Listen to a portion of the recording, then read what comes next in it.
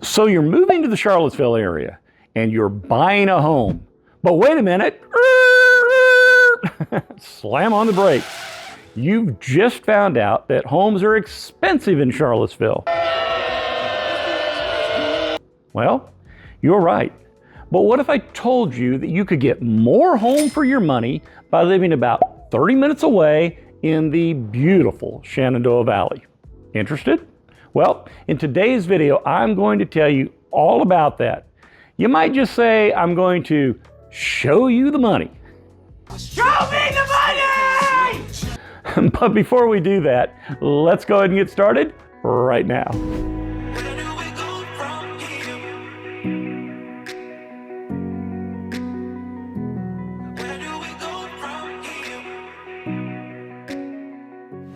Hi, my name's Stephen, and along with my wife Leslie, as real estate agents, we have people call us from all over the country and indeed all over the world asking for our help when buying a home. And I just want to say thank you for all of you who have called and continue to call. It truly has been an honor to meet you and help every single one of you. But maybe you're someone who hasn't called us yet. What are you waiting for, Christmas? But maybe you're looking for help. Well, take a look at our videos, and if you like what you see, call us, text us, or email us, and we'll be happy to help you too. And if you enjoy our content about not only the homes and neighborhoods that we go into and that we talk about, but also more about learning about the amazing area here in Virginia's beautiful mountains and valleys, we'd love it if you click that subscribe button and tickle that little bell icon so that you can be notified whenever another video comes out. Doing that not only helps our channel, but when you do, you help others like yourself wanting to know more about our area. Okay, so as I mentioned, today I'm going to show you the money and how you can get more for your money in the beautiful Shenandoah Valley, about 30 minutes west of Charlottesville. Trust me, if you're not familiar with the area, there are lots of differences. And you won't find all of the information, at least to the level of detail that I'm going to give you today, anywhere else on the internet. So hang around until the end to get all of those great details. Now, like many realtors here in the area, Leslie and I work both sides of the Blue Ridge Mountains, helping folks who are moving into or out of the Charlottesville area or the Shenandoah Valley area. There's so much that could be said about both sides of the mountain, but in Charlottesville, we enjoy the downtown mall, the large amount of name brand shopping all around town, the history of Monticello, and all the apple orchards on the east side of the mountain. On the other side of the mountain, we love the smaller cities in the Shenandoah Valley like Stanton, which has an amazing downtown area filled with restaurants and quaint shops, an incredible musical, theatrical, and media art scene, and amazing views of the mountains from both the east and the west sides. So, if you're interested in learning more about some of the pros and cons of Charlottesville versus towns like Waynesboro and Stanton, here's a couple of videos that you can watch to learn more about which area might be right for you. But in today's video, it's all about the financial scene. So let's dive in, and I do mean dive in, so that if you're not familiar with the area, you'll have a great understanding by the end of this video. So, to give you an idea of what we're going to talk about today, there's really three main points in today's video where I'm going to show you the money. Overall cost of living in each area, cost of housing in each area, this is where we're going to spend most of our time, and what you'll need to earn in order to live in each area. All right, so first let's see the money and talk about each area's overall cost of living.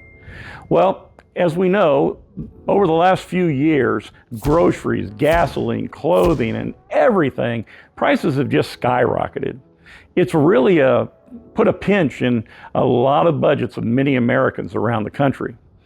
With that being said, here's some information from bestplaces.net that'll give us a basic cost of living comparison between Charlottesville and Waynesboro.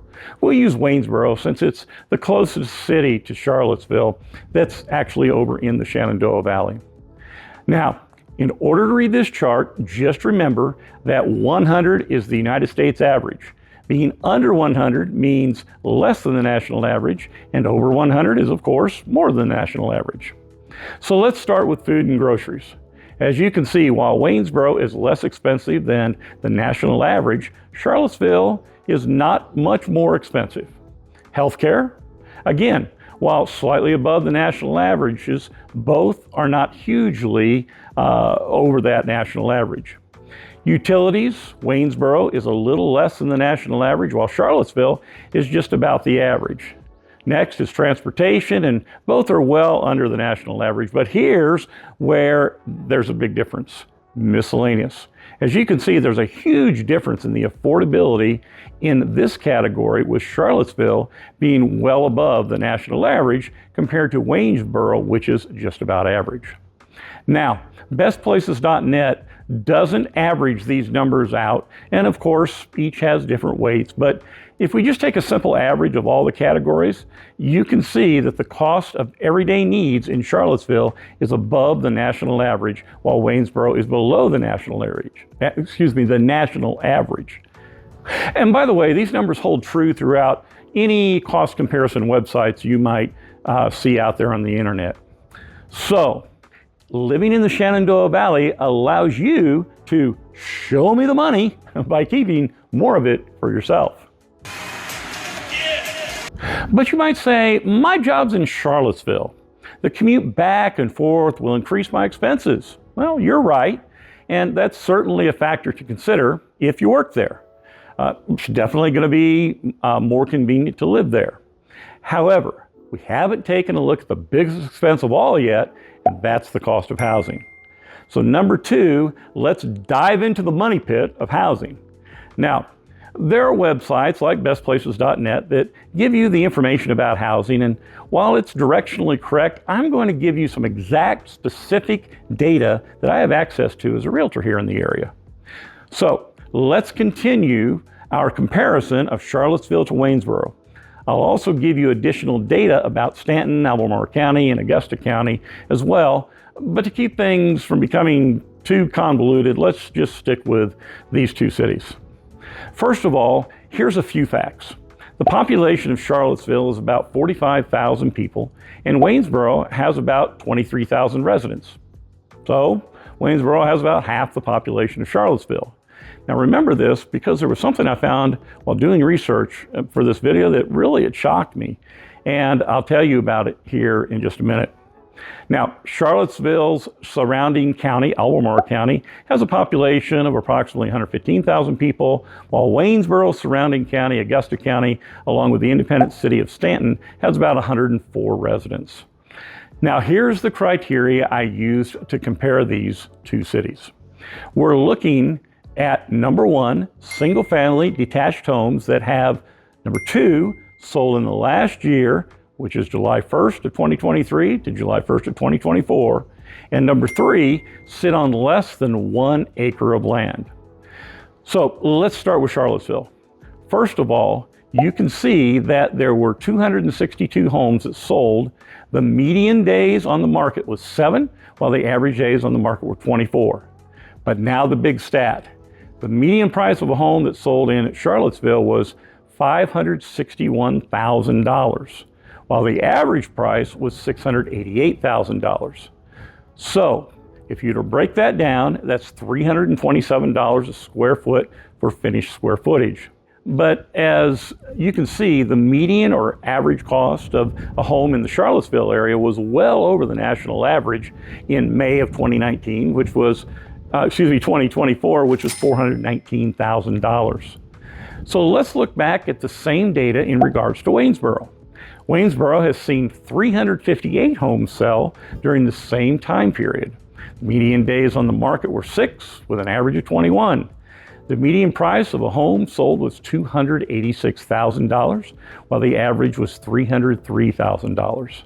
This gives us a $183 per finished square foot cost.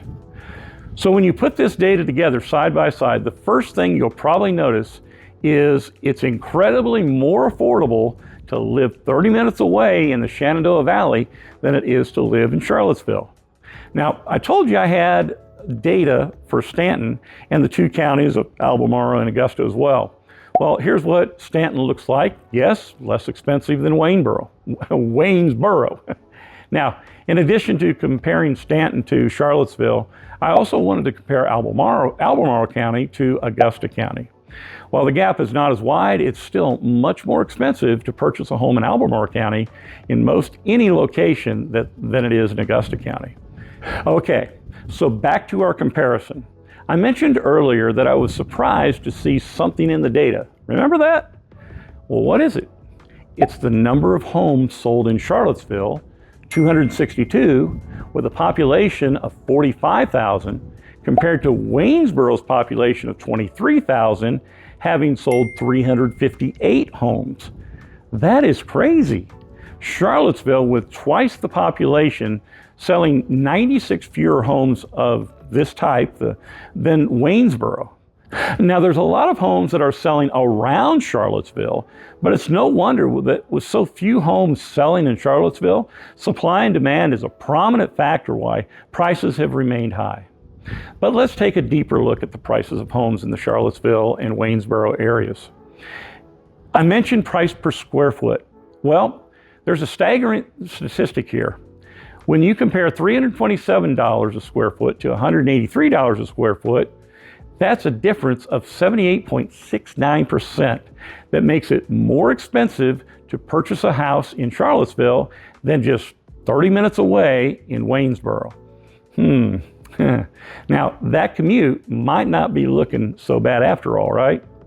But I wanted to break it down even further into price per square foot using different square footages, as sometimes smaller houses often cost more per square foot.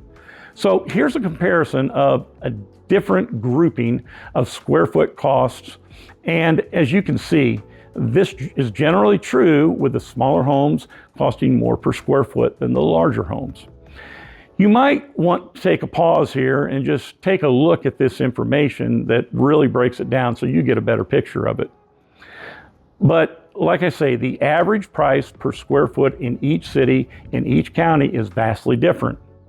Now, I know that I'm already really deep into the weeds, but let's drill down a step further by comparing Charlottesville and Waynesboro again.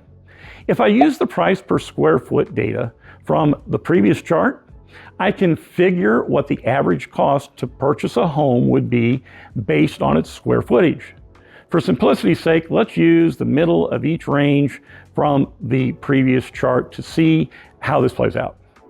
Once again, you can see there's a huge difference between the price of a home at every level when comparing Charlottesville to Waynesboro. A 1,000 square foot home will be about $366,000 in Charlottesville and only $199,000 in Waynesboro. A 2,000 square foot home is about $600,000 in Charlottesville, while only $352,000 in Waynesboro. And a 3,000 square foot home in Charlottesville is about $963,000, while only $452,000 in Waynesboro, and so on and so forth. Now, I get it that this doesn't mean that all homes will be priced exactly to these averages. There are certainly multiple factors that determine price per square foot, including the condition of the home, along with the different neighborhoods each is in, the demand of the higher prices in that town per square foot. However, if we're talking on average, that is what the averages are. Are you seeing the money yet? Well, let's make it real and take a look at some individual homes that have sold in Charlottesville and Waynesboro. We'll parallel the 1,000, 2,000, and 3,000 square foot examples. Starting in the 1,000 square foot range, here's a 3-bedroom, 1-bath home in both cities. You can see the differences. Here's another example of a 2-bedroom in Charlottesville compared to a 3-bedroom in Waynesboro. You'll also sometimes notice that the age of homes is markedly different as well. And here's one final example in the 1,000 square foot range, comparing another 2-bedroom home in Charlottesville to a 3-bedroom home in Waynesboro. As you can see, the sales prices were definitely much more in Charlottesville. Now let's take a look at some 2,000 square foot homes. Here's a 3-bedroom home in Charlottesville that has 999 square feet upstairs and 999 square feet downstairs. It sold for $354,000 compared to a 4-bedroom, 2-bath split level home in Waynesboro with 1,191 square foot above, ground and 814 below ground.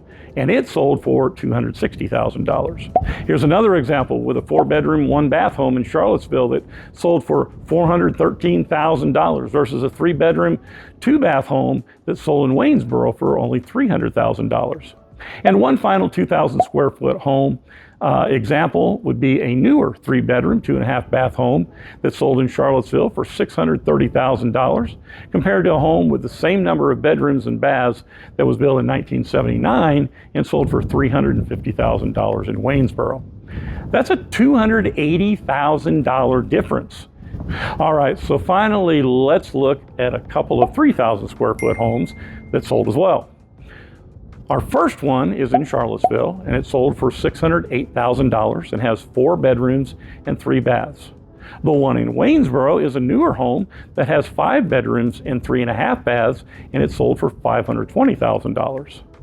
Our final home in the $3,000 value range in Charlottesville has 4 bedrooms and 3.5 baths, and it sold for $985,000 compared to an amazing 4-bedroom, 2.5-bath home in Waynesboro that sold for $633,000. So that'll give you some visual comparisons. And of course, like I said, some of the homes I compared might not be apples to apples, but the point was to see what some of the homes in each city looked like and the differences in the prices.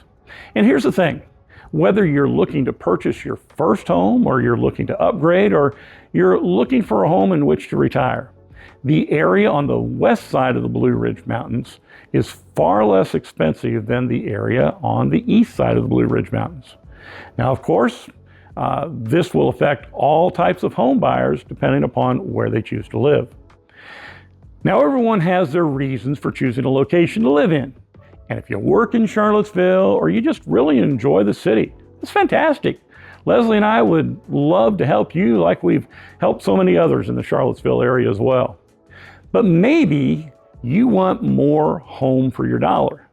Then Waynesboro or any location in the Shenandoah Valley is going to be a place for you to start your search for a home. Like I say, it's not always an easy decision depending on a person's circumstances, but Leslie and I can help you find the place that you want to be in, right down to the specific neighborhood you'd like to be in. And now for our third and final point. How much money do I have to make to afford living in each city?